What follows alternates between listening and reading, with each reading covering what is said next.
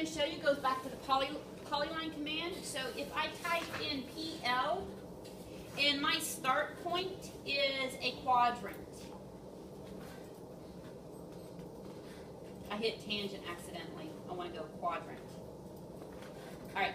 Now, if you want to create a circle that has thickness, like you know how we do in polyline, we have a thick line for it. Circles you can't explode into polylines. They're nothing but circles. So there's not a width to a circle. But if you wanted to create a circle that has a width, what you would do is you would create a polyline over the top of it. So basically you're tracing that circle. So you would go arc, and then you would just create and go to quadrant, and then close. What you can do is you can pull it. If you know the actual radiuses, then you can set those. A lot of times I just pull it. Okay? Typically, you have to start off with a straight line and then go to a radius and then come back. I'm like super duper lazy. I click, click, and then pull. And then I know that my quadrant's there. If I did it where I go a line and then to a quadrant here and then an arc. Oops. Not a line. It'd be helpful if I did actually start a polyline. Sorry guys. And went to quadrant. It's still not going to be perfect because it's not tangential. And then do arc. And then hit quadrant. And then since it's still in the arc command, and go close. Oops. Oh, here's something else I should tell you.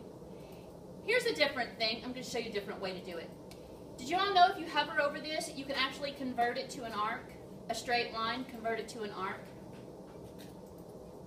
That's very helpful. You might not think that right now, but it is in certain areas.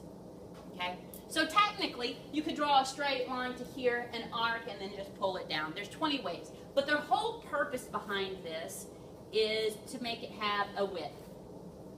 A donut. Okay, so Ann and I were debating about whether to show you the donut command. You can create, quote, a donut by using a polyline. A donut is an object that has an interior circle and an exterior circle, and it's shaded. Okay? So there is a draw button, and there is the donut. Okay? The donut says, and the only reason we're showing you this is because you have to know how to do it in electrical and mechanical, and I don't want anybody saying that I didn't show you. So you have to pick a point. So in the donut command, it says specify the inside diameter of the donut. We'll say the inside diameter is 1 inch.